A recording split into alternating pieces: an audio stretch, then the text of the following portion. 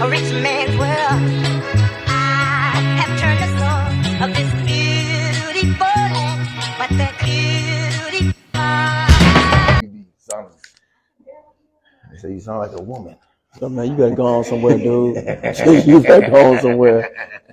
I said, well, he ain't no woman. We're gonna have to show these folks how we used to do. No, man, Michael, man, we just go way back.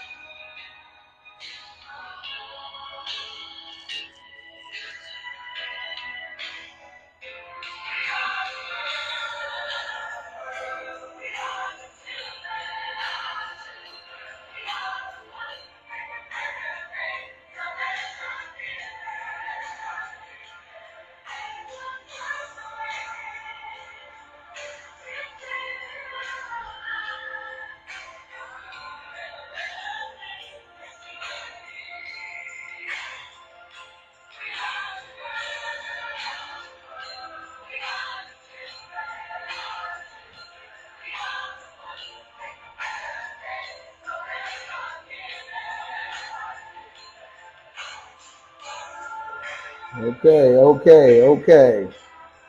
Um, okay. Welcome to the Wheels and Hour show. I'm your host, Michael Phelps from the Wheels and Hour group. As I always state, Wheels and Hour group is an informational group. We inform our community on the possibility of change and what change look like, and how change can occur through collective cooperation with each individual as stakeholders in this land and mass that we live in. Everyone is a stakeholder in this. So whatever you put in is what you get out of. So as we move forward in all righteous endeavor, I want to let all the kings and queens introduce themselves. Marion Bailey. Right, Jolly. Raymond Carlisle. Jumping into some hot topics for the week. Last week, over 200 bodies were found in an unmarked grave behind a jail in Mississippi. This now has been Trump and other activists jumping to demand an investigation. School and community leaders in Perry, Iowa say they're focused on providing space and resources for healing in the next few days and months after a shooting that injured 3 staff members and 4 teenagers and left 1 6th grader dead. This happened Thursday morning. School went back in session that Thursday. However, school wasn't in. So that is the beloved thing, is that, it was before school started. A 17-year-old student opened fire and he died of an apparent gunshot wound. First alert, weather day, Monday and Tuesday. We have snow days here in Omaha, cold Arctic blast coming through. Millard Public School, they're on a remote learning tomorrow. Your student does know what to do on remote learning. Also, the Metro Transit, they said that they've got a modified schedule tomorrow starting at 10. They're going to be on a snow route. So if you are a bus rider for the public transportation, please call the phone number that you have or look at their website for more details. They did release some more details in the deadly crash on I-680. There was a female driver heading south in the northbound lanes.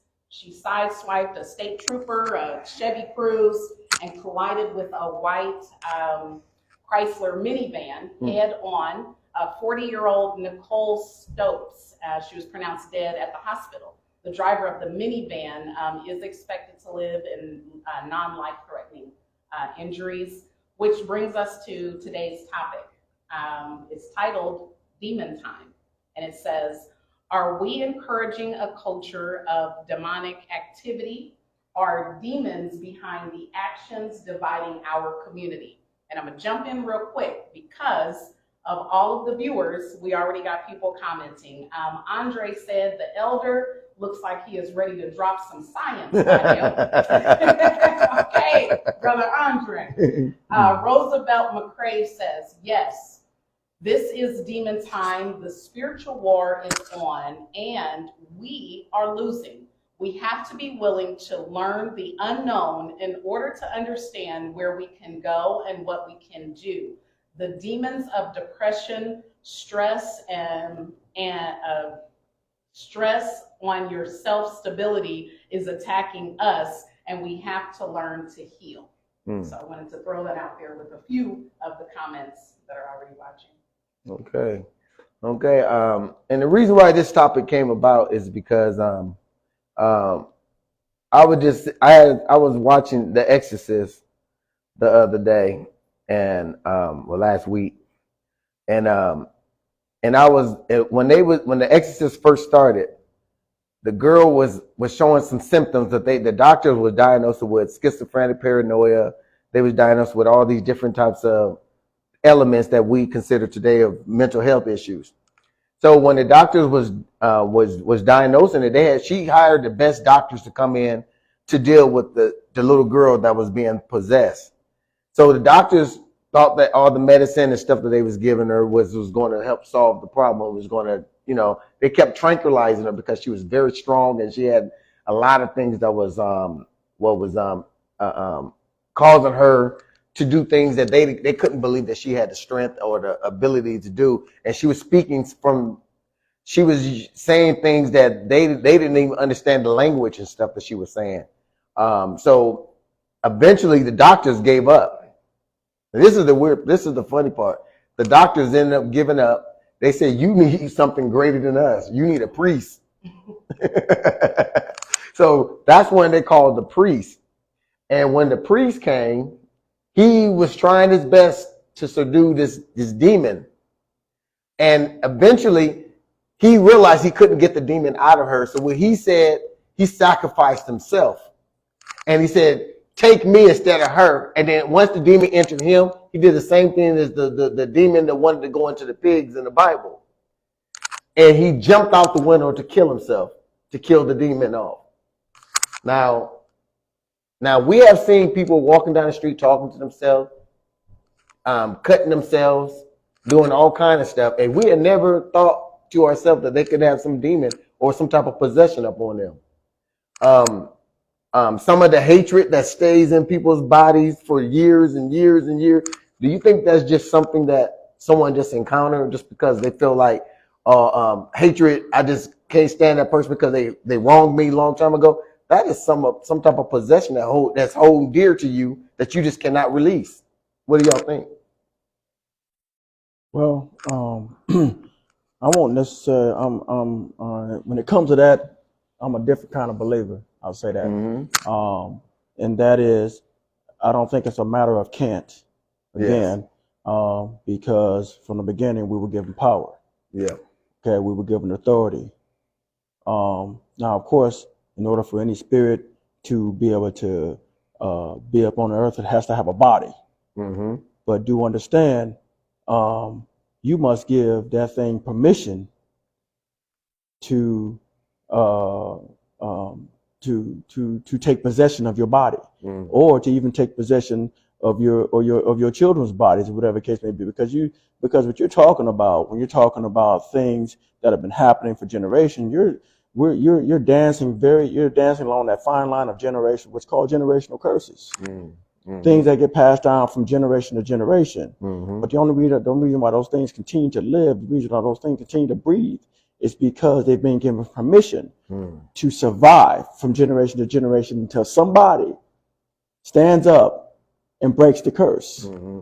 So that's I'll let somebody else speak, but that's. I was just gonna say the power of life and death is in the tongue, and so like we can speak good, we can speak poor, and what's happening is even with just the topic demon time, we have taken demon time and have commercialized it so much to where it's fun. Oh, I'm on demon time. Demon, like it's a thing. It's in songs. People are singing it. They are happy because it's demon time. Now, when I was growing up, we were demon. Oh my God, scared. Like there's nothing glorious about demon, devil, divide, conquer, steal, kill, destroy. There's nothing glorious about that. But we've taken such a word and we have made it to where it's easy and it's acceptable and it's in songs and it's in just regular conversation. And now the enemy is able to come in and just live and fester because we're inviting it in, and literally just as we're speaking. Okay, so let me ask you. So if we listen to some of the music that is played by the youth, especially the drill music, all the chanting that they do when they yell in demon time, and it's over the sound wave, and it's going into the hemisphere and the atmosphere, creating demonic activities, because those guys are spitting words like, I'm gonna kill your family, I kill your mama, I kill my own, I do this, and I don't have no remorse. I want to see your head hooked, I want to see his chest opened up. We don't understand that those are demons that are speaking through those people. We're the only group of people on this planet that don't have a stabilized religious base.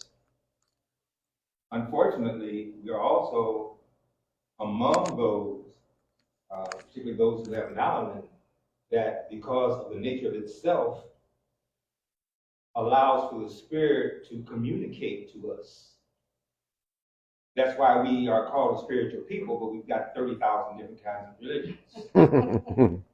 Because we have not been allowed to function within a religious capacity because the power base to be, which is Eurocentric in its nature, knows that in order to keep the rest of the people ignorant, they have to keep us mentally, physically, and socially enslaved.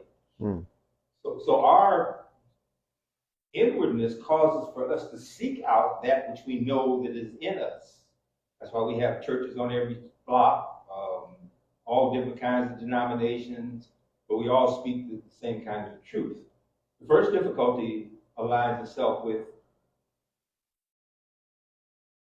and I say this not to diminish any particular religion, I say this to show how I perceive we as Black people looking at historically the concept of religion. We weren't allowed to participate in any kind of religious activity in our slavery, of which the bulk of us in this country emanate from that, which means that, like I'm saying, we have different kinds of churches on every block. We know that we are spiritual, but we don't know what the spirit is because the consciousness of that is the thing that keeps us enslaved.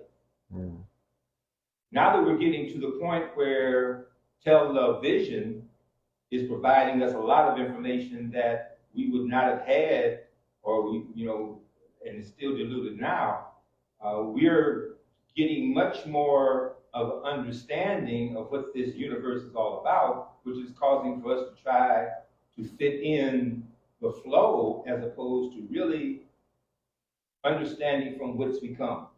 The melanin is the whole thing. That's the whole kit and caboodle, because it is what feeds. I know I say this all the time, but it's the only way to express it. It is what feeds. This is what feeds the pituitary gland. All right, which is without melanin, reptilian. It will cause for you to be the worst kind of devil, or it'll cause for you to be the best kind of spirit that you can possibly be. Because of our education and our inability to function, particularly here in America, we're not allowed to exercise that to the point where we really recognize the benefits of it and use it to develop us as a people. Like I'm saying, you can't say that you believe in God and go to 30,000 different denominations. It makes no sense at all. You got anything to say? Well, I will say this. We have to be mindful, dancing along the fine line of mixing the carnal with the spiritual. They're not the same. When you think carnally, walk carnally, speak carnally, you get a carnal result. When you walk spiritually, think spiritually, speak spiritually, when you're thinking spiritual, when you think spiritual, when you speak spiritual, when you conduct yourself in a spiritual way, then you're able to see beyond that, which is subjective to the carnal nature. The carnal nature is what keeps you enslaved. Yeah. Because if you don't see it, therefore you don't believe it. That's science. Spiritually, just because you don't see it, but yet you believe it, that's spiritual. And one must decide on which side they're going to be. Yes, there are a number of what's called religions, which you don't find in the Bible anyway. So I'm not going to even dance along that line. However, you don't find that in there anyway. But I will tell you this: there's only one God. So with that being said, but there only being one God, and one says that they have a relationship with God, but yet they deny the very power that they have, being given authority from the beginning, then you must ask yourself, am I truly of that God? Am I truly made in his image? Because I conduct myself as if I have no power. Which is how this conversation started. When we start talking about powers that demons don't have no power. We don't give to them. But the world that we live in today such as what we talked about as we opened up with the school shootings and different things going on around the country, around the world. When people allow themselves to be possessed, when they allow themselves to be controlled, when they subject themselves, bow down to, and do things that they know they shouldn't be doing. You spoke about powers in the power of life and death lie in the power of the tongue. We speak things, but which it's not so, and it's not just speaking it. We actually follow through. Mm-hmm. Yeah. That's what makes it even worse. Mm-hmm. It's one thing to be angry. You know, we've probably heard this before. It's one thing to be angry, but it's what you do with that anger that matters the most. Mm-hmm. You can be angry, you know, and the scripture puts it this way: be angry and do not sin. Mm-hmm. So just because you're angry, you feel the emotion of anger. Okay, that's carnal. You're going to feel that. Everybody experiences anger, no matter who you are, no matter what walk you come from. Everybody experiences it. But what you do with it is what matters the most. How you allow it to control you or not control you is what matters. We have to remember that no matter what, we have a sense of agency, we have a sense of power, we have a sense of control. We determine what we're going to do or not do. But if we continue to allow ourselves to make excuses, to bow down, to acquiesce, to subject ourselves, and tell ourselves we have no power. Of course, we live in a world where there's people of a particular culture or nation that will tell other nations or other cultures that they have no power. You can tell me that all you want, but that doesn't make it true. Until you convince me of it, that's when it becomes powerful. Once you've been convinced, that's where the power comes in. But until you've been convinced, even though you may try to exercise power, it doesn't mean that you have power. Mm-hmm. Pass it on to somebody else. Yeah, and when we dealing with a culture of youth, and you know, the youth have been not corresponding with the elders, and the elders are not corresponding with the youth. So there's a lot of mixed things missed out things that can be passed down that can change the course of history. I think that when the elders and the youth sit in the room together, the elders can teach the youth something, as well as the youth can teach the elders something. With these two alliances, as a group of people, I think that what gives the culture its power back. And then, as we speak from the elders to the youth, we still got to speak from the other factor, which is the male and the female. Those two are at odds. So when them two are at odds, there is a lot more at stake, because to even become elders, there has to be a generation that has to be created. And if the mother and father is not on one accord, then guess what happens? We have things that can come in, because they are our first line of defense to protect us from those things, because they are the first teachers, the first responders, the first of everything, to teach the child what to look for, when not to look to veer away from. And if those lines of defense are broken, guess what happens? Demons can enter, and they can take full possession of the host that it has. What do we do as people? Because there's no way that a child of God can rap a song and talk about murder, pimping women, doing this to women, doing this to children, doing this to another brother, to another sister, and then turn around and get a reward and say, I thank God for this reward. It's very difficult for me to accept the difficulty in youth. The difficulty is with us as a generation of people only able to operate within this civilization over 350, maybe 400 years. And we still aren't able to give the Creator the credence that is due, because we are still in a slavery, if it ain't no more than psychological. Until we have that kind of freedom to put us in the universal consciousness, and for us to have a real clear understanding of what everything is all about. That's why I keep bringing up this piece of the melanin, and very few people, minuscule number of people, understand the nature of that and how it applies to particularly us in this country, because we are the only people of color that has been exposed to leadership by demonistic activities for more than 400 years. And we have really not got out of that demonistic leadership here in America yet. Mm-hmm. If we would have, then we wouldn't have churches on every block, every kind of denomination. 75% are just the women. Mm-hmm. Okay, not able to even maintain basic laws as it applies to the use of alcohol on that particular day. We are in, for all practical purposes, the worst people because of us trying to be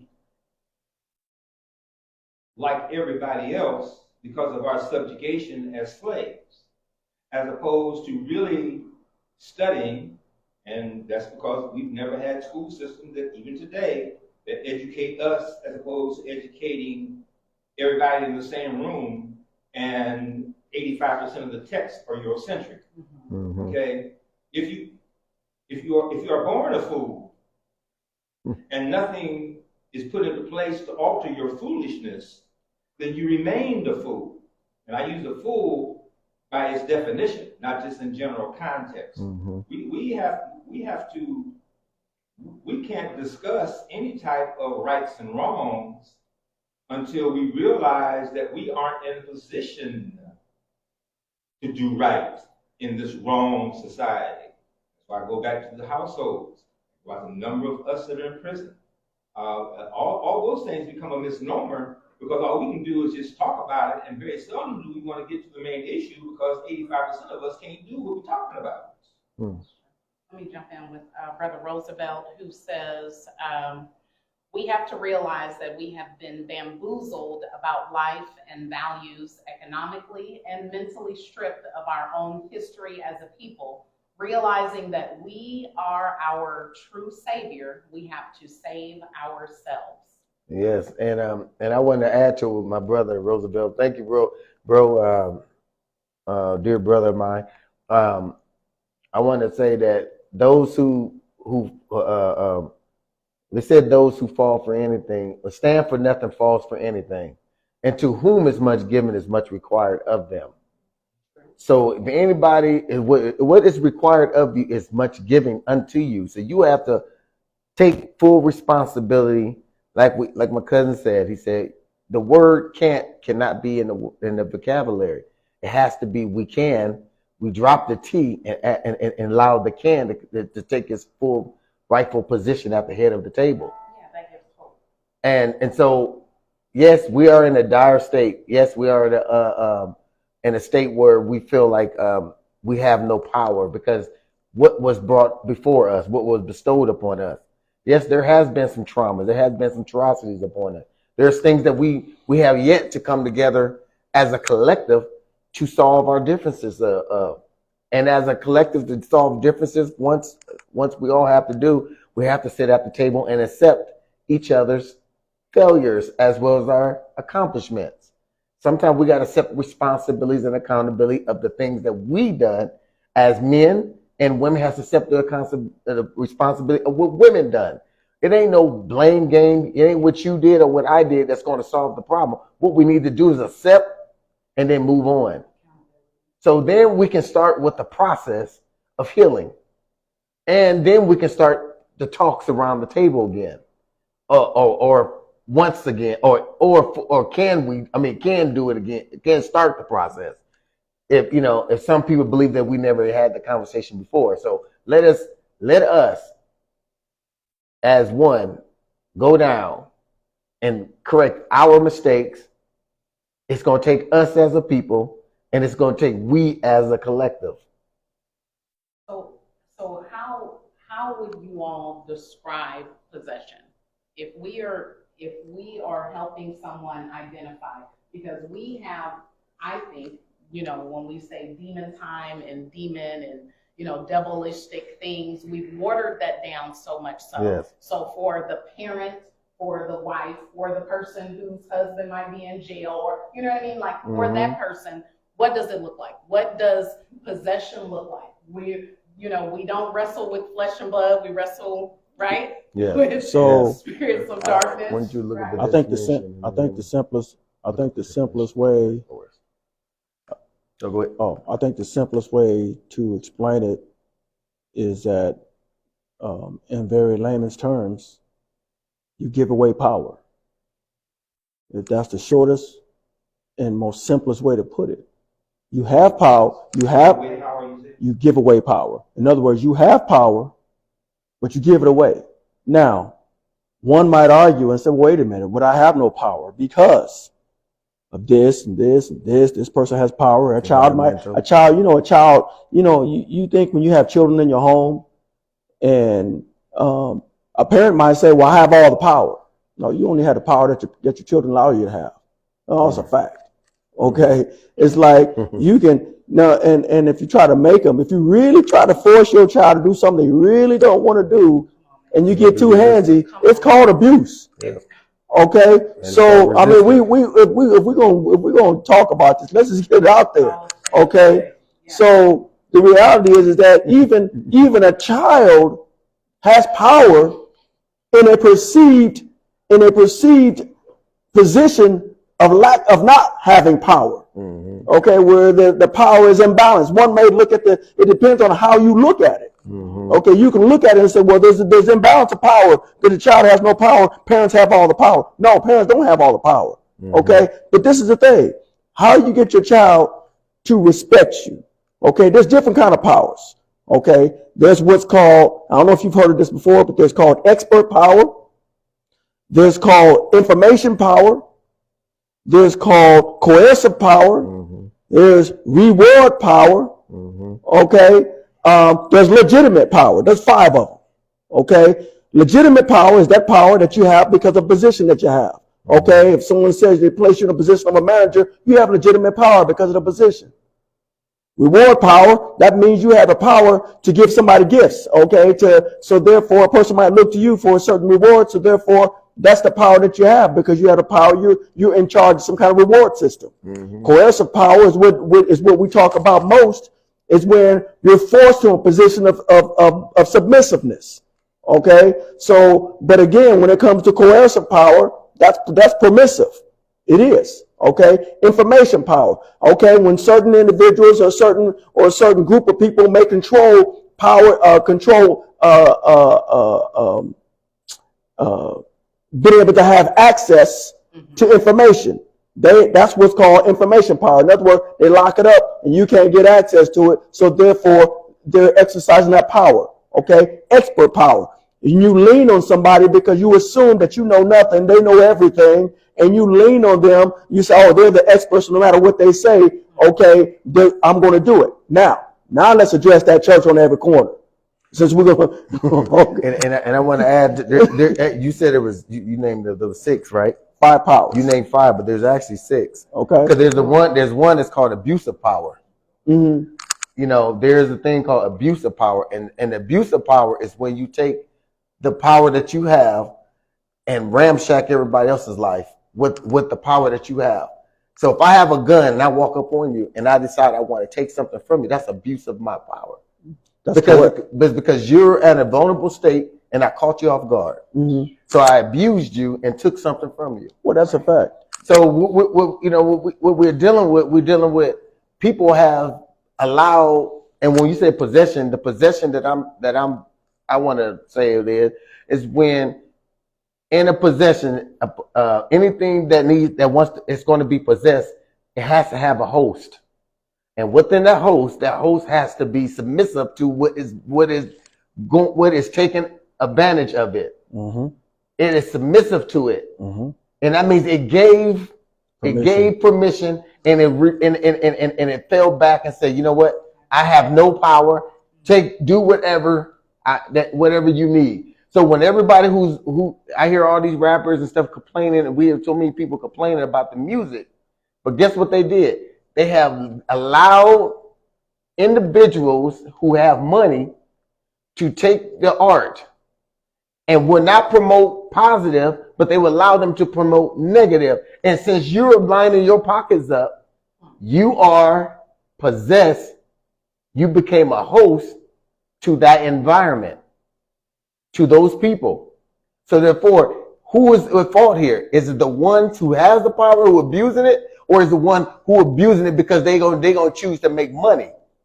Well, I don't think it's I agree with that.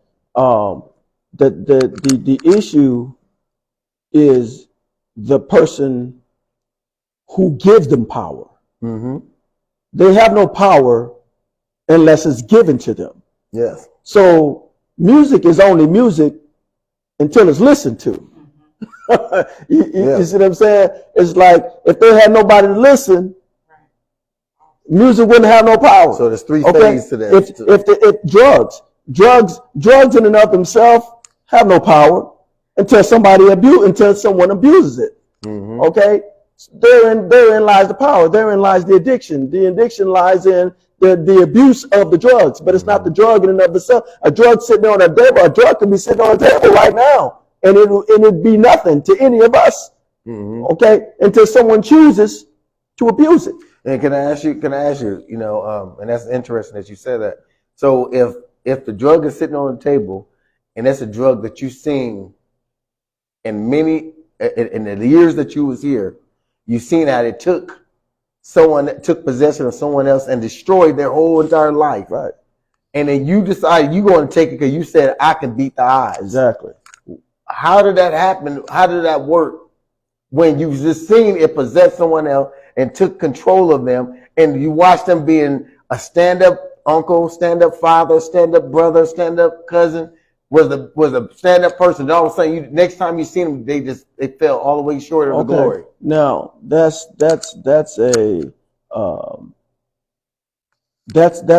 almost like a giving away of power. Mm-hmm. Is what it is. It's like, okay, and it's funny because people will tell you all day what power they don't have.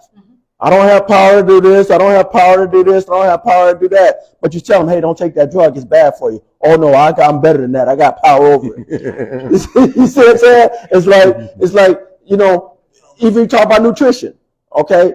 People says, oh, well, hey, I want to lose weight, or I want to do this, I want to do that, or I want to exercise. I want to get in better shape, whatever the case may be. Oh, man, I'm too tired. I don't have time. All kind of excuses, right?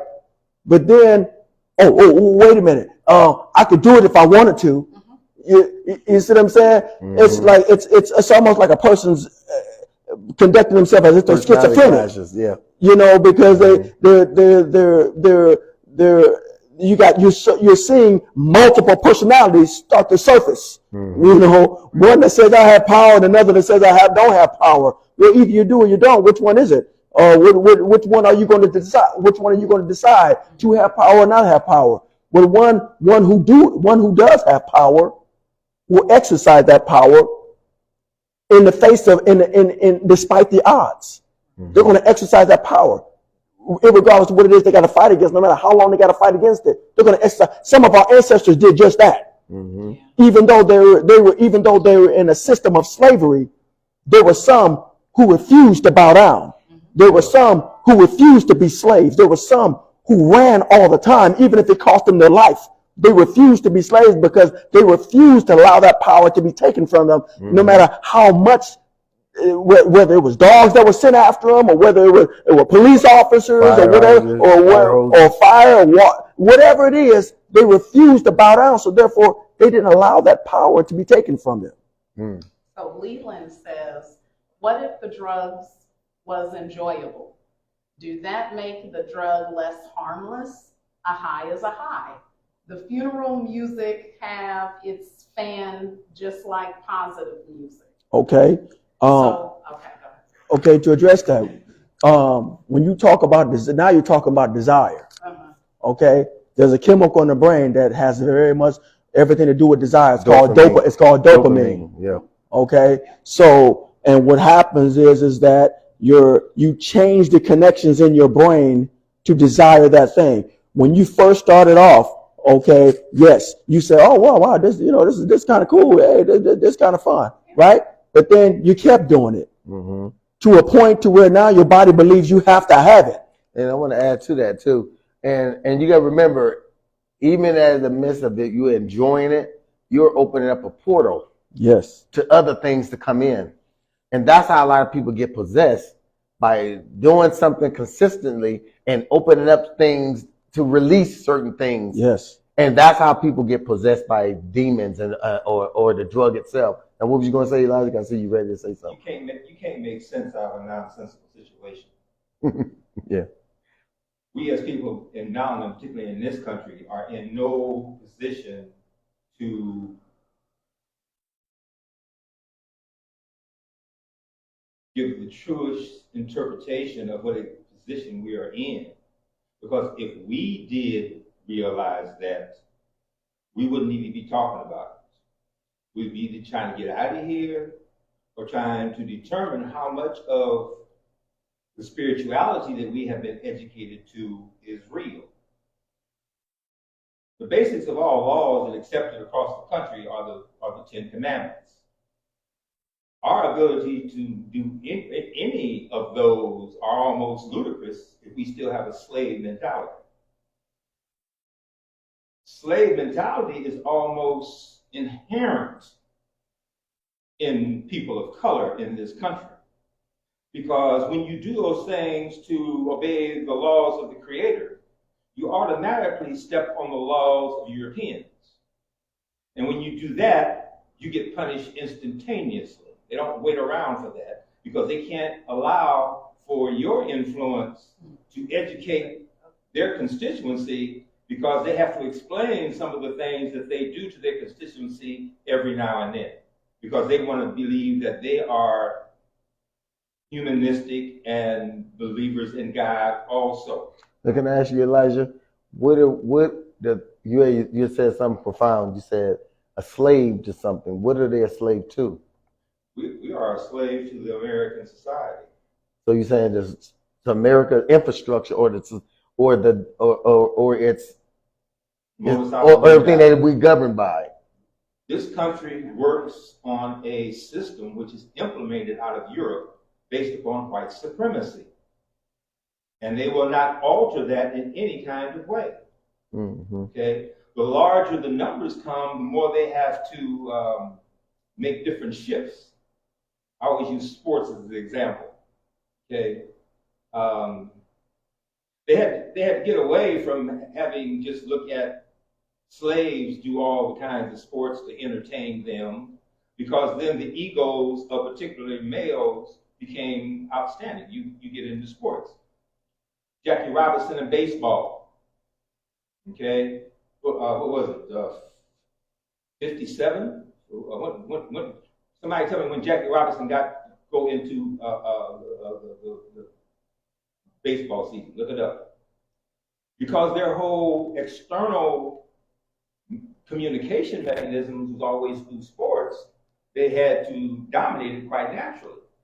The more that it became entertaining, their biggest problem was letting blacks be involved in it, because they knew that our natural ability superseded theirs over and all, because they knew from their history of us being in slavery and handling all the hard, strenuous work and other kind of things, that they could not compete against us. They already knew that. That's why they kept all those things away.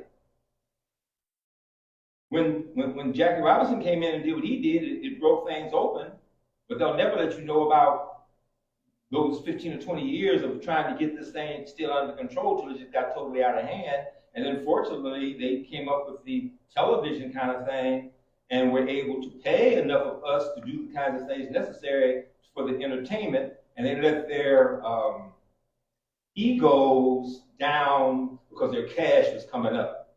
So can I ask you, Elijah, so in the process of Jackie Robinson fighting for those years, who opened the door for Jackie Robinson to become who he was, or to give him the chance to become great?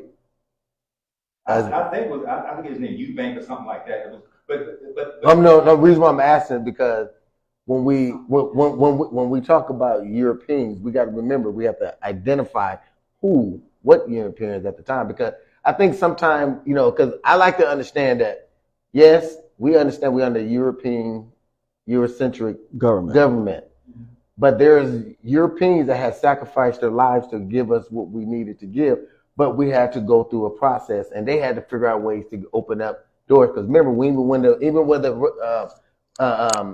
when Harriet Tubman was trying to free them, remember there was a lot of Europeans that opened their doors to hide a lot of slaves. And I'm not saying this to combat against what you're saying, but what I'm saying is that let us give proper prudence to what really is and what isn't. Those years were 46 to 55 with Jackie Robinson. 46? 46 to 55. Yeah, okay. Yeah, 55 was that big Dodgers win. Right. That was after World War II. And there was some significant kind of things that happened. And that's memorable. Mm-hmm. Oh, we got some comments real quick. Well, the comment that Leland is on, he's just on the war music. Oh, so okay. He had made a comment about funeral music and then positive music. He also said some music about war. Rebel slaves made war music that lifted spirits when we were in wartime, tapped into Black musicians. They spoke of the struggle, people like James Brown. So he was just kind of going down. Okay, he just opened up doors. See, that's the difficulty of television. Okay? That's why it makes. I remember before television. Yeah. All right. It was radio, wasn't it? Or before radio. Before radio. The whole level of consciousness. Families ate at the table and had dinner together and had a format. The father would go to work and come home and do those other kind of things. Television totally threw all of that out of whack. Yeah. All right. And those individuals who were the most unable to participate in the American dream were somewhat satisfied by able to visualize it on television. If you couldn't go to certain restaurants, if you couldn't go to certain movies, you couldn't go there because of your youth, you could stay home and be entertained. So it helped the civil rights movement to get down. It was a television. It was something to take you away from your real life experiences. Like alcohol. Visualize it on screen. Like alcohol. Oh, gosh, well, alcohol goes all the way. Well, no, I'm saying no. We talked about that last week. Yeah, right. Okay, something that deadens the vision, deadens your realistic situation. Oh, definitely. It alters your judgment. Alters your judgment. Right. And what about because when we looking at our historical landmark DNA marks that we can look track by the footprints in the sand, when the demonic spirits, when they came in and said, let us take God out of schools, where was our elders, where were our people at the time when these things are being discussed? Why didn't they step up as spiritual beings that we were? You understand why I'm saying this? I have to be clear. The way that you presented it shows where the difficulty lies. Television was a mechanism to restructure the Eurocentric family base. All right, that many people of color didn't get television. All right, it was expensive. Yeah. All right.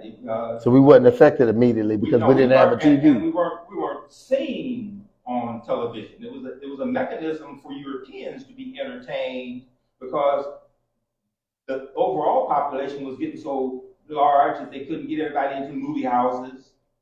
They couldn't get everybody out to the theaters. They couldn't get out of there. So they had to figure out a way to get revenue from those who are sitting at home.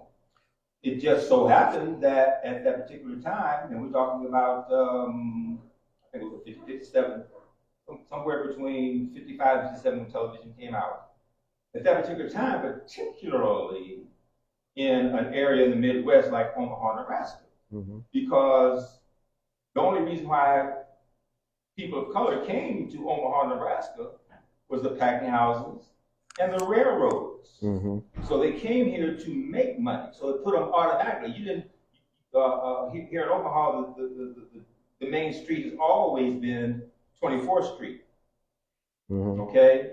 And I can go back to the time when it was lit up and light and bars and the whole kinds of things. And television itself even reduced that number of people participating out in the streets because they could stay at home and do the things they wanted to do. So if we looking at the spirits that had moved, that's supposed to have moved us, and the spirit that we proclaim to have been our spiritual base. My question again, why was it when why didn't the spirit recognize another spirit entity trying to diminish what was and what should be? Now, when God was in the school, we was teaching the children some fundamental moral values. You're using the word we. We. It has to be we. It ain't no I. You can't use I when it's a whole culture. What you're saying is true, but as far as the implementation of it, we weren't in the position to implement no activity until 57. We didn't implement no television. Europeans implemented the television. Yeah, right? Yeah, I agree. It was only until a certain period of time that the black community could even afford to get a television. All right? But the television here again, because the populations all over the country was spreading, they couldn't just indoctrinate them into the church mechanisms anymore or community organization. So they had to do it on a television. That's what I'm saying. That's why it really. Yeah, but I'm talking about. I agree with the television being the thing that changed the course of history. But what I'm saying, as us, because we always use the thing that we're the spiritual beings, and we use the thing that we have melon, and we use all these things that sounds good to the ear. But what is actually what this thing really is supposed to have done to preserve our culture, preserve our rights, preserve our electricity of us being as a collective? What is preserving us if we have all these things that we say we have? Even though we was in slavery, we know that they have took hold of us and neutered us. They have not taken hold of us. They have never let go of us. Okay, so they never let go of us. Right. So why we're not let go? Right. We're neutered.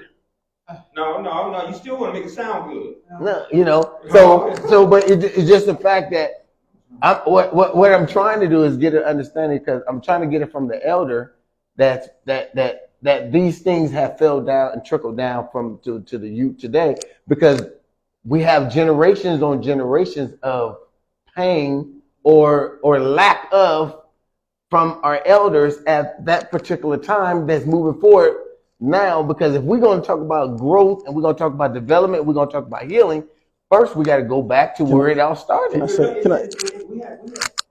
say something? Yeah, go ahead. As I'm listening to you guys go back and forth, I see a common problem. You talk about television. You talk about how blacks could not afford television, even though he said there was a time before where families sat at the dinner table. And then when television came in, it introduced a broken family. We talk about God being taken out of schools. We talk about, you just said, they never let us go. And again, what keeps coming back to me is an acquiesced or a bowing down to a system. You're asking, hey, where were the elders at when they took, God out of schools? Okay, you saying, hey, well, they, don't say we, but what I'm saying is, listen to what I'm saying. What I am saying is that, and I, me and my cousin here, Mike, we vaguely had a conversation last week about voting. vaguely had a conversation, and my response was, you can either choose, you know, he says, well, you could either choose to vote Democrat, you can be independent, you can be Republican, whatever the case may be. And I'm not going to turn this into a political conversation, but what I'm talking about is power, okay? And what I'm saying is, to sit back and do nothing, that's accepting. That is slavery. Okay? Hold on. But to do something, no matter how small it is, okay, is to effect change. Because any and everything you do in life starts on a minuscule level.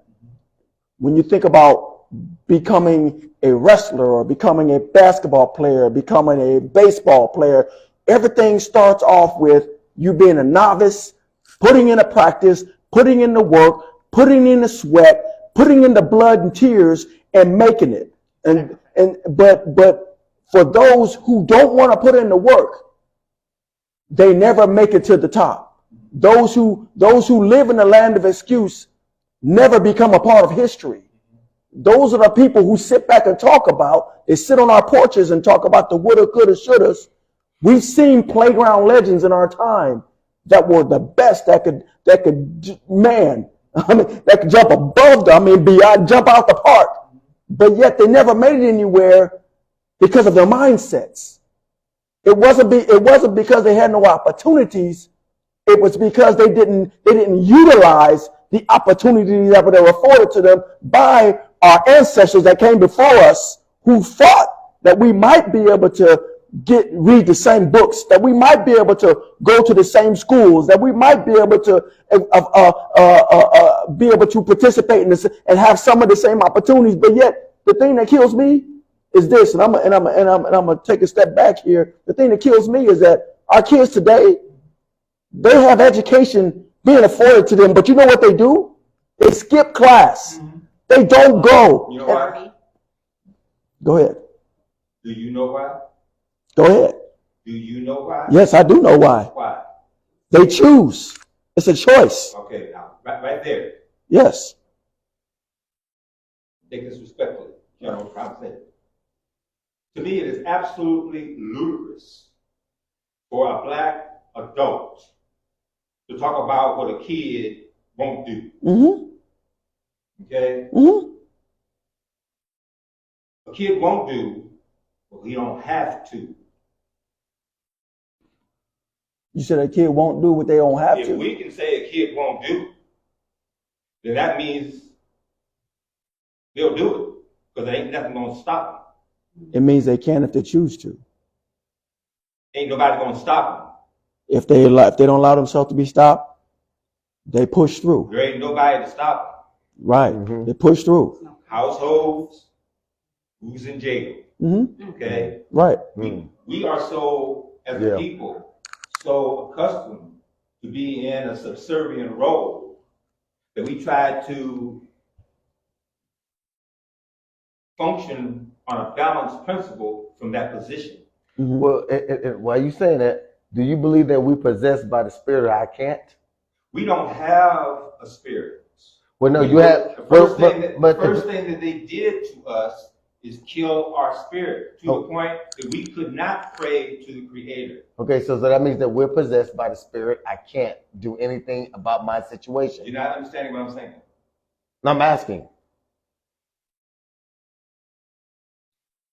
We are innately a spiritual people. We have been forced by the penalty of death not to follow that spirit. So we suppress it. But if you was in you was in the military, right? Mm-hmm. Okay, so in war, you have you are operating under the orders of the commander in chief. No matter if you know what really happened, what's happening, or what happened behind the scenes. Mm-hmm. You're following orders, right? Mm-hmm.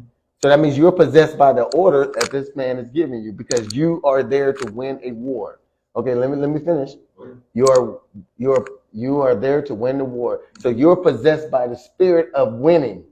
no matter what. So you're going to go and do what you got to do. You got to do what you got to do to win the war. No matter. You say the spirit of winning. Because nobody goes to war. Name that spirit then. There was our people wanted to prove something to them. So they was in the spirit of trying to prove that they was going to be able to work side by side and to conquer this. And we don't know if they was right, if they was doing it for the rite of passage for helping us, or they was just doing it to prove to the white man that we can fight the war just like how y'all fight. We don't know because each individual is different. This is what we're Can I jump in with just a couple comments before we get too far along? Daniel Kibbe Jr. says, they built an intricate system, beloved, macro and micro, the separation of power. Leland said, I agree, the Bible is a culture of people. Daniel Kibbe came back and said, the human body possesses 72 angels and 72 demons. The key is mastery of both. Exactly. And I don't understand that. Well, one of the greatest gifts that Satan ever had was convincing people that he didn't exist. So sometimes. Where's this information coming from? But I need to. Right. One body has 72 angels and 72 demons. So Daniel Kibbe, the question is, where cite your information? Where tell them exactly their information. Where they're getting their information. Yeah, I want to know where that came from. I want to know where that came from. What? That right there. I said, I want to know where that came from. Yeah, so we want to know, Mr. Kibbe, where you're getting that information. That's why it's not good to bring nonsensical things into a conversation like that. We have to be able to maintain reality. Mm-hmm. In maintaining reality, black people in America have not been able to even worship God in its proper context. So-called up until the Civil War. But the Civil War context was only to deal with the separation of the northern blacks and the southern blacks and try to get a situation where they were using religious context to justify northern soldier blacks going into southern black soldiers and killing them for the advancement of the Union. So killing their family, killing their own closest kin. So they had to be possessed by something to even be able to do that. That's why the piece with Abraham Lincoln is so crucial, and also one of the most insufficient writings as it applies to Lincoln's real purpose as it applies to the war that's in context. We cannot, under any kind of circumstances at this present time, even though we've had a so-called black president, deal with the power base of this country in American normal terms, because the power base of this country is not in this country. It's in Europe. Mm-hmm. We don't get that kind of information. Rules and regulations aren't made in the White House and Congress and here. Rules and regulations are made by they say there are 12 families who control 85% of the wealth of the world. Right. And that's the only context that they deal with as it applies to rights and wrong. There is no spirituality in this conversation, or no spirituality. We're the only ones that are spiritual people, and we so more so than anybody else should understand that you can call on God, but if you don't have a true communication with God, which will allow you not to be in the situation that you're in right at that particular time, you're talking nonsense. Okay? Okay, we can't flow through this situation and the basic laws of God, the 10 Commandments, we have no consciousness of. Okay, or know that the inability to perform those kinds of things are exposed. So that's what I'm saying. It all becomes rudimentary. Okay, so the question is this. 2 questions, but first question is this. You brought up the 10 Commandments a few times. Okay. When someone exercises something externally, because it's not internal, it's not real to them. It's of no value. Okay. Can you make it a little clearer? What I'm saying is the 10 Commandments were exercised externally, which is the reason why. What do you mean external? In other words, people went through the motions and said, okay, if I do this, I can have a relationship with God. If I do that, I can have a relationship with God. If I do this, but yet this is who I really am, but this is who I'm going to pretend to be. Okay. External, so what I'm saying, external value versus an internal result.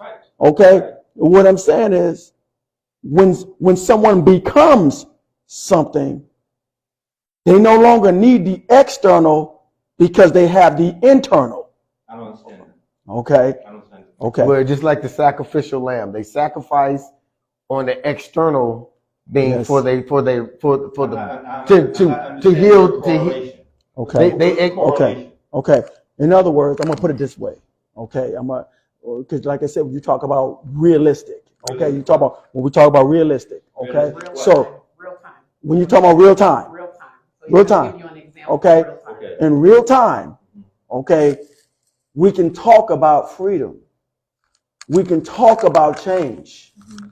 We can talk about you brought up our men that are in prison. You talk about the broken homes. You're talking about the 75% single mothers. 75% single mothers. You talk about all those things. Okay, those are all those are all things that are reality. Okay, but my question is this: where does change take place? Change of what? Change of those circumstances. In other words, with a problem, there's always a solution. There's a solution to the problem. Okay, when you see that there's a problem, the question is, what do you do about it? Next question. Okay, we talk. Yeah, go right ahead. The problem of single households and the problem of all men in prison is only going to be solved in one way: getting them out of there. Okay. Okay, hold on. And that is by any means necessary. Okay. Now hold on. Difficulty lies in that. And that's why they got all the men in prison. Okay. Hold on a second. That most of us will die in that process. Okay. So now, again, we're talking about an external result. Okay. In other words, okay, you bring them out, but yet the mentality doesn't change. No, we skip something. No. What I'm saying is, you can. It's like you can put all the fathers back in the homes. Put all the fathers back in the homes. Okay. If the mentality doesn't change, guess what? You're gonna get. You're not understanding what I'm saying. What I'm saying is that we recognize that the majority of our homes are single parents. Right. We recognize why. Because one, the financial condition of a family structure, particularly when women can get money and don't have to do anything except to have kids, and I hope I said that all right. Am I all right? No, don't be apologetic. Just say what you got to say. This is a talk show. Yeah, just put it out there. Just put it out there. Deal with the consequences later. Okay. The men are in prison because they've already exemplified that they will become disorderly. Okay, so now what do you do? So what do you do about that? You presented two problems. Mm-hmm. Okay, now what do you do about it? What would I do about it? No, what do we do about it? Get off the television and quit telling Europeans what we're gonna do. Make sure that every community has a same kind of thing that we did when we had gangs, a security force that's going to look out for us when the police are not. Okay, make sure that either you have well-armed prayers or well-armed utility. Okay, hold on for a second. Now, again, we've been talking about power, right? So then I'm gonna ask this question: why do we need police officers look out for us when we can look out for ourselves if we're a community that wants to be healed of the sicknesses that are with it? Therein lies the problem. Wait a minute. Hold up. Okay. Now we know we sick. You know how we know? Because you're expressing it right now. No. What I'm saying. No. listen to what I'm saying. They are. You're not the only one that knows it. I know that, the Nation of Islam tells us the Okay, same thing. so okay, now listen. Everybody wants to go to heaven. Okay. Don't nobody want to die. Okay, so here it is. Okay, again, we're not talking about a external representation. We're talking about an internal acceptance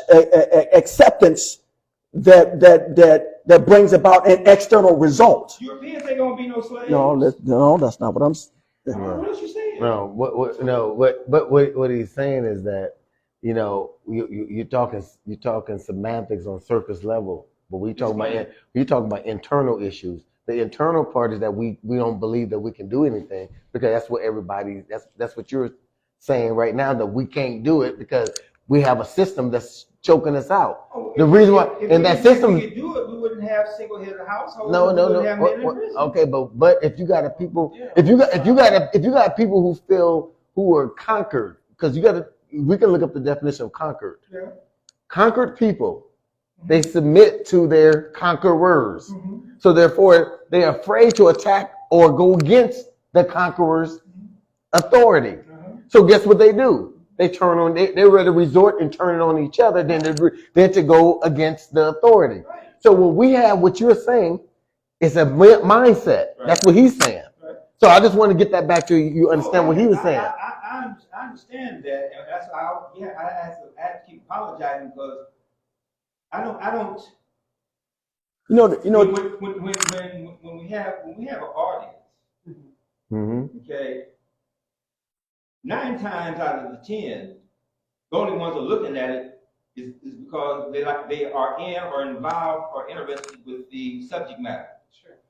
Some of them do it for entertainment, but they only look at that by themselves. They don't look at it in a family unit or whatever. When somebody says, "Oh, why is that?" Right? Because they got to answer questions. Yeah. Okay. That's why I call it television. Mm-hmm. That's why I know that we're not really hitting the numbers, because if we were hitting the numbers, we wouldn't be on television. They'd cut us off just like that. All right? Mm-hmm. Our situation is very clear and very obvious. We are right now in a generation where, and I'll go over this, I don't know y'all. When we think about a black community, the only thing we think about are families, women in a household. Don't think about males. Okay?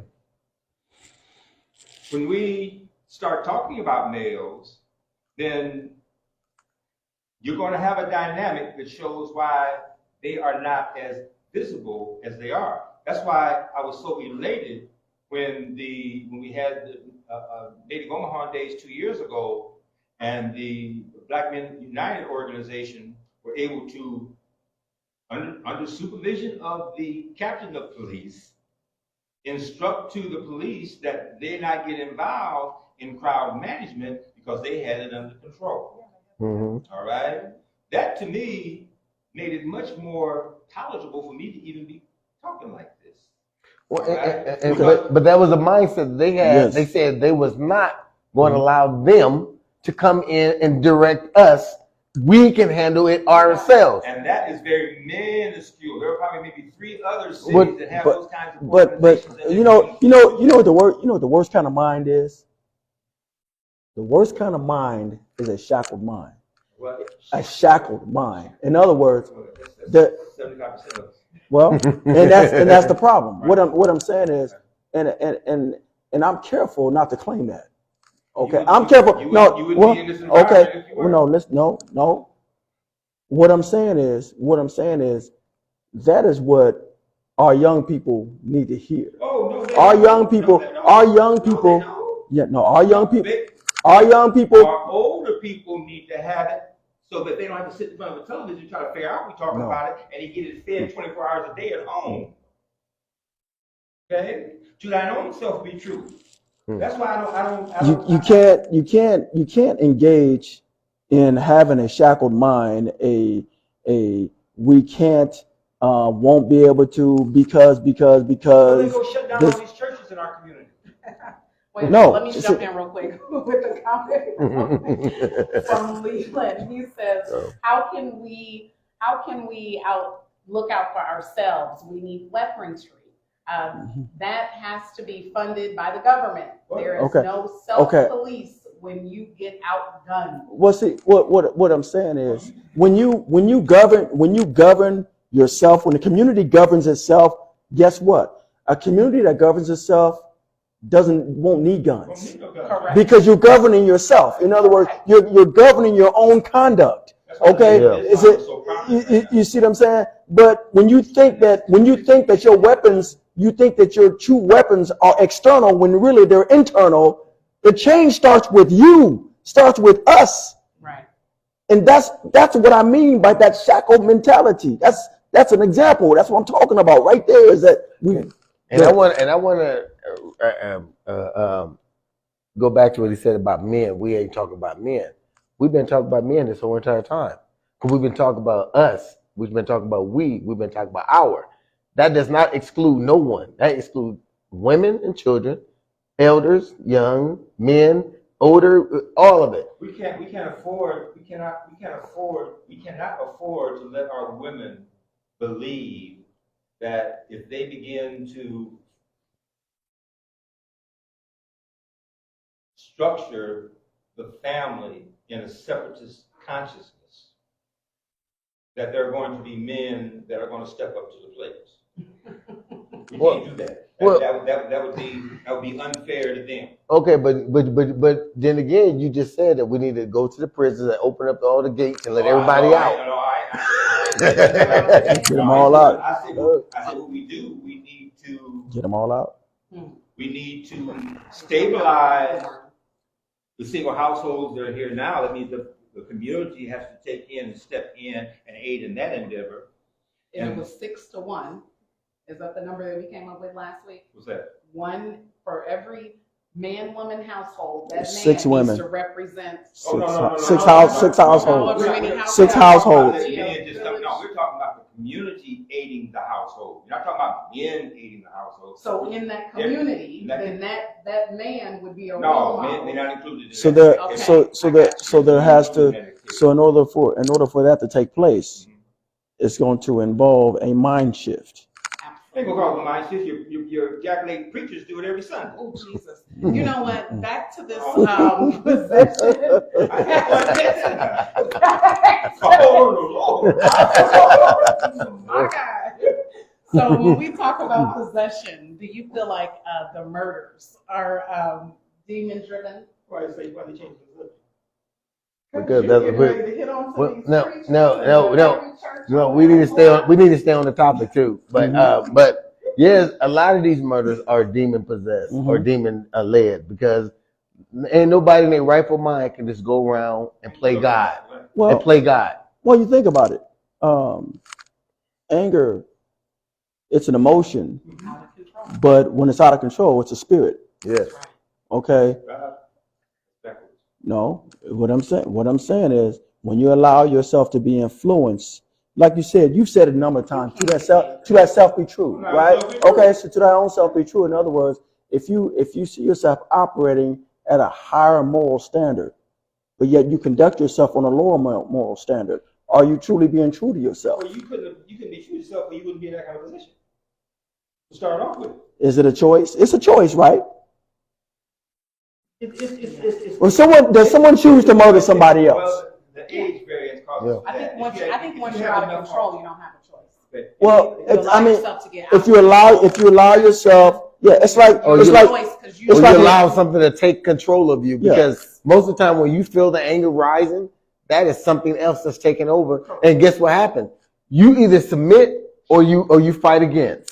Well, at that moment, when you feel it, it's important that you stop the momentum right away. When you allow it to gain momentum, then you gotta fight. You fight it, or you submit to it. Right. So most of the time, guys, because you don't take the time to analyze the situation and call it out for what it is. Right. Because before you can deal with a demon, you got to call that demon out. Right. The stages of development will, if you are in the right mind, the stages of development will automatically, I don't know if it's true, will automatically have you operate what's for your benefits. Okay? Okay? Mm-hmm. When you realize that your household or your community is not your household, and your community is an outside factor that controls it because they control the law and the finances, then you find it necessary that you have to galvanize other people that's in that community to deal with that particular situation. Mm-hmm. Okay? The individual kinds of things should not ever be exposed solely. We should not even think about approaching the difficulty that we are in singly. You have to make the individual mind that you want to do that, but you also have to work vigorously for their own good. Have your neighbors and whoever else is in the immediate area accept what's going to go on where they recognize it's for their own good. If depending on the percentage of that, okay, will depending upon whether you leave it alone or you move or you ask them to move for their own well-being. Like I'm saying, our whole first fight is going to be internally with ourselves, Yes. then our family within the house, Mm-hmm. and then the immediate community. Yes. Okay, to approach it any other way is foolish. It's true. It starts with you. You're right. 100%. And I'm gonna give you an incident that happened to me a year ago, or maybe a year ago. Now, I got sucker punched, and in this process, at that moment when I got sucker punched, I was dazed, so I didn't really get a chance to get. But as that spirit was rising up in me, as I thought about it, I wanted to do something. And I felt like I had to do something because I didn't want everybody looking at me like I just I was weak. So ego, pride, and all that stuff was kicking in, was festering. And voices in my head was going, you gonna let that nigga do that to you? Or you gonna let him do that to you? Man, you better go handle your function. Go do what you need to do. You know, this is street code. My cousin, I called him that day. He remember this. And I never been sucker punched in my life. So that ate me up. Ate me up so bad, I'm tell you, I cried because I wanted to do something so bad. Hurt comes from the first one that you have to say is wrong, which you had it happen to you without you knowing about it. Yes. So you was hurt first. Yes. And the sad part is that I didn't recognize the demon that was talking to me at the moment, because if it wasn't for God shielding me from not being able to catch him, because I'm just saying, you got to recognize spirits. You got to recognize each spirit, the evil and the good. Right. If God didn't shield me from doing something right then and there, he gave that man the opportunity to go and allow me to calm down and to recognize and identify that demon. Once I recognize and identify that demon, guess what? That man's still walking today. And that's the thing that we have to understand when we're talking about these type of topics, that we want to make sure we give people a clear understanding.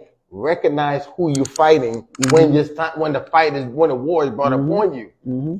More so than that, that's why I like having the information base comes in, because the whole purpose of this, as it applies to why I'm involved in it, is a educational process. Mm-hmm. That's not to say that I'm saying we're going to educate, because in all most cases, I look more and feel better when people can oppose what I'm saying than I have to agree with it. But agreeing with me just means that, yeah, you're going through the same thing I am. Mm-hmm. When you oppose it, that means that you must see something that I ain't seen. Yeah. Okay? Yeah. And that's why I do this. I don't, if I maintain the balance and don't think that there's a better way to do this to save other folks' mental, physical, and spiritual being, okay, then, hey, like I said, I'll be 80 in March. And this is a whole new go around for me, all right? Yeah. Okay. Yeah, we love that I done been through it. And I'm 4 different other generations, and seen the outcomes of it, which gives me the ability to preclude things that I see that I know ain't gonna work. I have to be difficult. I have to be very cautious about whoever I'm talking to, and I say that ain't gonna work. Okay. I have to take that spot and throw in alternatives or other kind of things so that the individuals who I think are off key are seeing it. If they don't see that, then I lose my whole consciousness about the masses, because the people that I'm communicating with are the ones that I feel. If we aren't on the same tune, then the only thing that we can do is educate ourselves like we're doing, okay, and hope those who are watching it are benefiting from that, okay. Mhm. So we still have to be, you can't have an ego, Right. I can't, if you say that I'm wrong and tell me why and it's right, I don't get no, okay, I mean, that's one little weight you took off. I leave that one alone until you get you. But that's the beauty of collaboration. That's right. Daniel Kibbe just said, under the influence, air quotes, alcohol, drugs, anger, etc. We also want to talk about being concerned about demonic invasions. Yeah, we should be, because we're every day as we walk amongst this planet, we bear witness to a lot of demonic things. And guess what? We don't even speak to it to call it out. I think when you told your story about being sucker punched, I mean, that to me reigns supreme about the demonic invasion. Because if you weren't hit, let's just say you were approached. Let's just say I'm at the grocery store and I am approached. You could be approached by these demons and will cause you to react a certain way. And you have to recognize, okay, are they trying to anger me? Are they trying to pull me out of character? Mhm. You know what I mean? Like, you have to be able to recognize, and as it says all the time, keep your head on swivel, because you just never know what's going to happen, who's going to approach you, what it is. So it's that type of, you know what I mean? I don't know. Real quick. And it wasn't the fact that I wouldn't have done nothing. For sure. That particular moment, I was shielded not to do something at that particular moment, so God can make me see something different. Because, and as I always say to men contest with men. There's no way a man can walk up and do whatever he wanted, because I'm always was on alert of everywhere I went. But this particular time, it just showed me that there was something that had to happen to bring change about me. But it goes to I was off balance. 70% of men in prison Well- that he talks about. God has a greater purpose. If Well- you had reacted, then you would be in that statistic. Well, if you change- Very Right. easy. Well, change context, change the story, okay, change the narrative, whatever it may be. We're all caught off guard. You're caught off guard when someone cuts you off in traffic. Come on, Yeah. man. Okay, you cut off guard when someone gets out and they hit your car with their car door, and you got a brand new car. You get caught off guard. When you're a teenager, When your kid don't you taught your child better, and all of a sudden today your child's giving you lip. You caught off guard. Yeah. What I'm saying is that we all get sucker punched. Yeah. All of us get sucker punched every day. Mm-hmm. Okay, it's not about the sucker punch. It's about the lesson that you learn from the sucker punch Exactly. that matters. That's what See, I'm saying. the thing is that where we get caught up is that we get caught up in the emotions of the sucker The punch. flesh. Okay, and so when you get caught up in the emotions or the experience of the sucker punch, you were so caught up in that and so distracted by that you can't see the lesson that is to be learned from the sucker punch. But if you're able to glean, if you're savvy enough to glean the lesson from the sucker punch, that sucker punch did you a favor, because you were able to walk away with the lesson. Mm-hmm. But if you never learn the lesson, life is gonna sucker punch you every day. It's what you gonna exactly, and it's what you're gonna do about it. And I could have took a life, or it could have took my life, because if I would have came and he was prepared for me coming, he could have took me. But if me could have went and got him, then I would have got him. And guess what?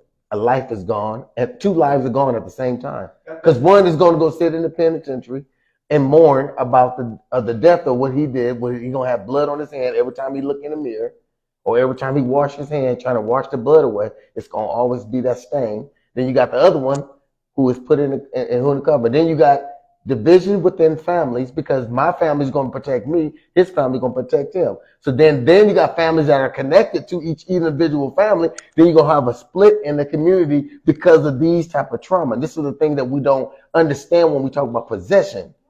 These are the things that kill us because this is what causes families and causes rifts in community, because this family sided with my family because they are going against that family because they have a relationship with me versus they had a relationship with him. That's why it's absolutely.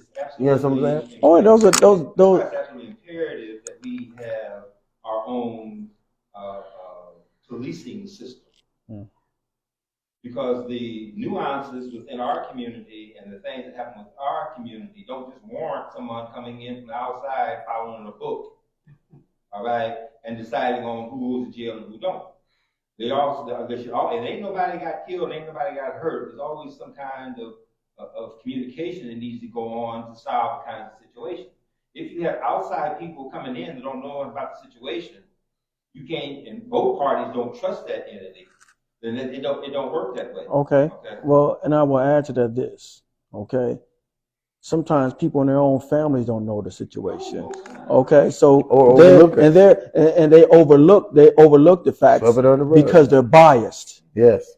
Towards their family member. Yeah. Their family member, no matter what they've done. I was watching a movie the other day. I can't remember what it was called, but it was matter of fact, I think it was called Take. The movie was Taken 2. Yeah. And the guy was trying to convince the guy that came after him and his family. He says, "Wait a minute," but he took all he took all these girls and introduced them to prostitution, removed them from their families. Mm-hmm. And he said because the guy had killed his son, and this is what the guy's response was. This is the thing that he says, "I don't care what my son did. I don't care what my son did." In other words, you took my son from me, but he says, "But you took people's daughters from them. Well, I don't care that happened to them. The only thing I'm concerned about was what happened to me." And that's the reason why our communities go down. That's why our communities cannot be promoted to a higher level. Is because of that mentality right there. I can do it, but you can't. Okay. Mm-hmm. Well, it doesn't matter that I've taken someone's son away from them. Mm-hmm. Only thing I'm concerned about is when someone takes my son away from me. If your son comes home and you know that your son is engaged in a murder, your son comes home, you're happy because your son came through your front door. But you don't think for a moment that someone else's son didn't get to walk through their front door. Mm-hmm. It don't bother you. Well, it should bother you. Yeah. You see what I'm saying? But that's a double standard. And we always got to remember in when we talk about tribes, we talk about village, we talk about family, we talk about community. In each category, there is men and women that wear many hats. Everybody has to play a role. And you don't know what role you're going to play. You might play the role of uncle today. You might play the role of neighbor. You might play the role of father. You might play a role of big cousin. You might play a role of grandfather. You might play a role of a co-worker. You might play a role of a community person. But the ideal and the realistic ideal that we have to understand is that with those roles comes great responsibility. Yes. I have, what you're saying is absolutely true. What I'm saying is not taking it out of this context. But I have totally negated the concept of families being identified as families in us developing the resolutions for our community. Because they've already been so skewed that we can't put that kind of weight on people who got too much weight on them already. We have to take off the weight. And the only mechanisms that can take off the weight are those that are designed to do that. I was very much involved in DMC. Y'all know what that means? I don't. Oh, disproportionate minority contact. Okay. Mm-hmm. Yeah, I'm familiar with okay. that. Now that you put it, yeah. Okay. Right. That acronym, got it. Yeah.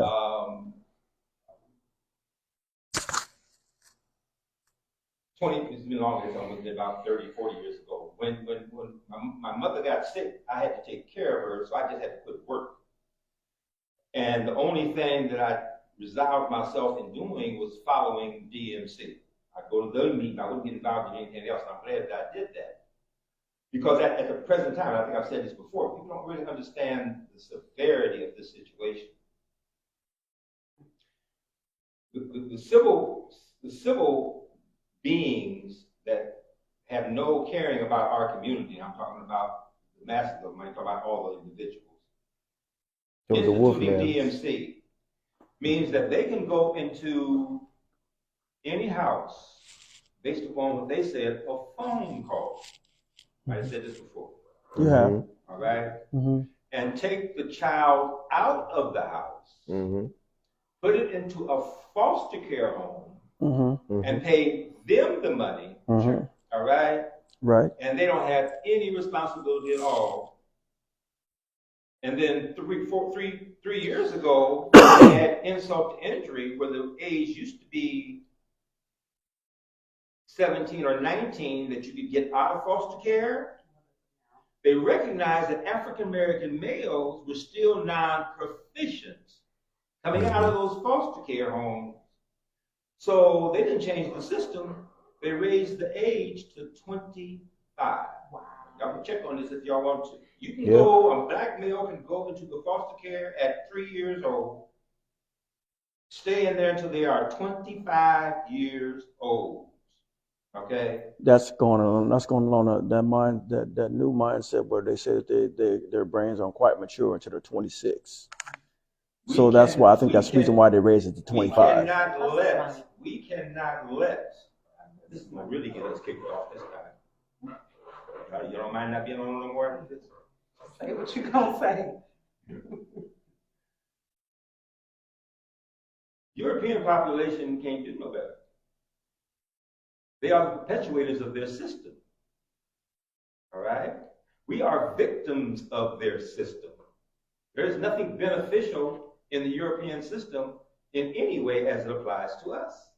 And it's much more obvious in a town like Omaha, Nebraska, because you can measure it geographically.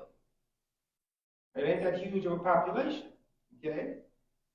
The key element always being that there are no men. Okay? It is so historical at this point in time that women, by the age that they, and I'm offline, let me know real quick, by the time that they turn puberty, they have to have a real cognizant understanding of what they can and what they cannot get away with in that dwelling.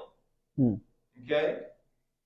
With there being no consistent male support and direction, they have to depend upon their own ingenuities.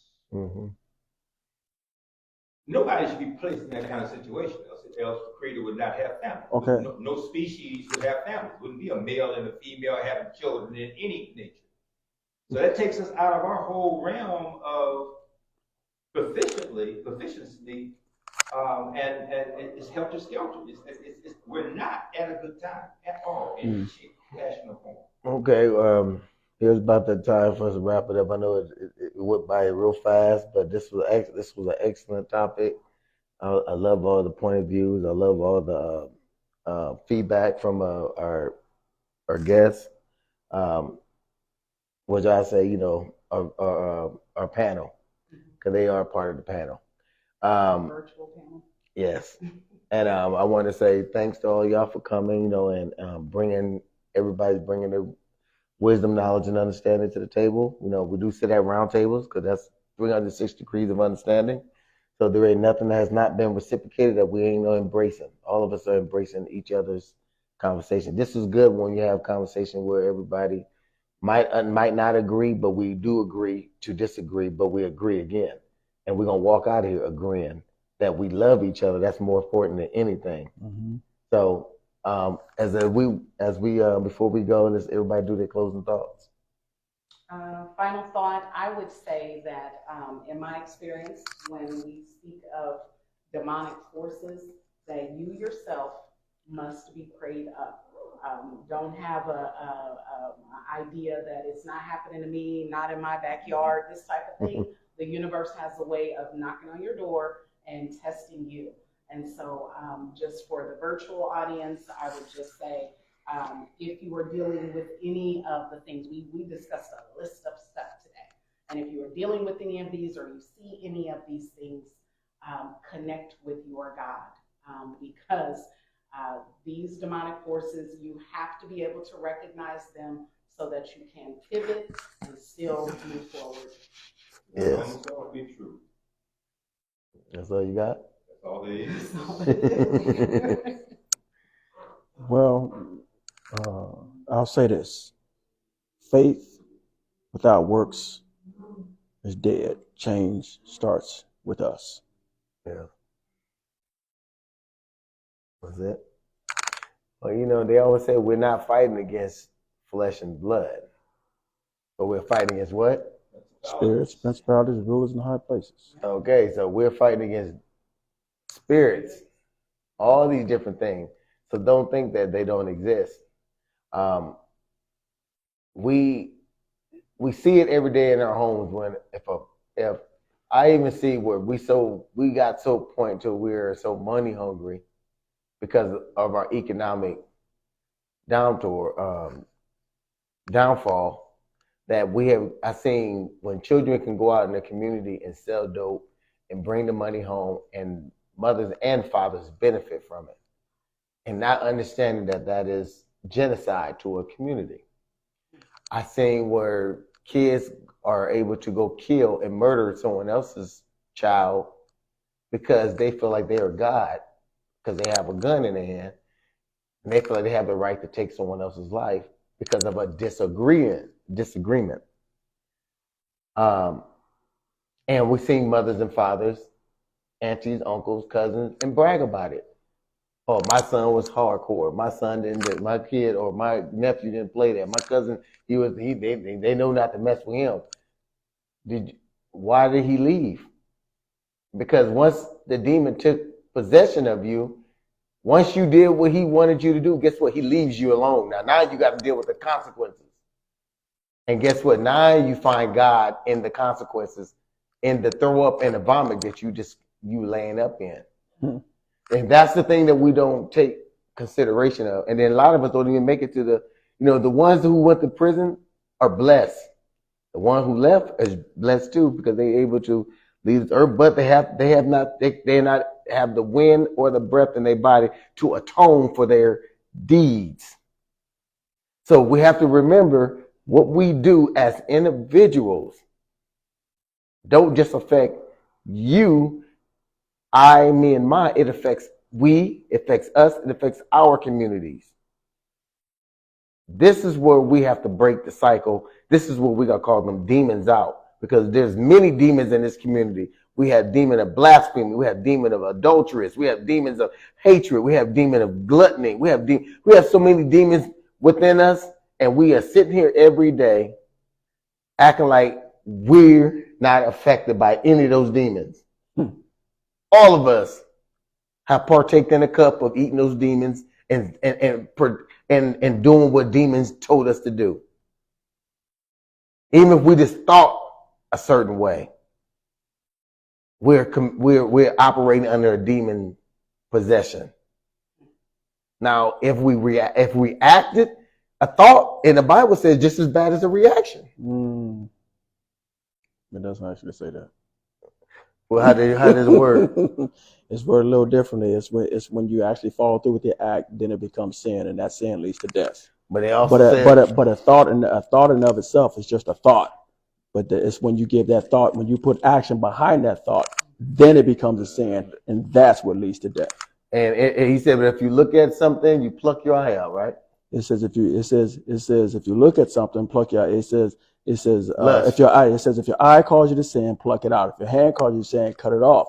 What that is saying is, instead of looking at things, it's like instead of looking at things that you know are going to lead you in the wrong direction, turn away, avoid those things. Instead of touching things that you should not be touching, that you know that are going to lead you the wrong way, don't touch those things. That's what it's talking about. It's not talking about literally cut your hand off or literally pluck your eye out. Yes. But it's saying be mindful, be cognizant, and be in control of yourself and make decisions that are going to help yourself.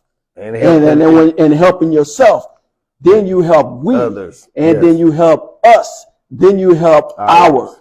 And these are the things that we have to always be cognizant about. And these are the things that we as an ours have these discussions because we sharpen each other. Yes, we do. And we do not always agree.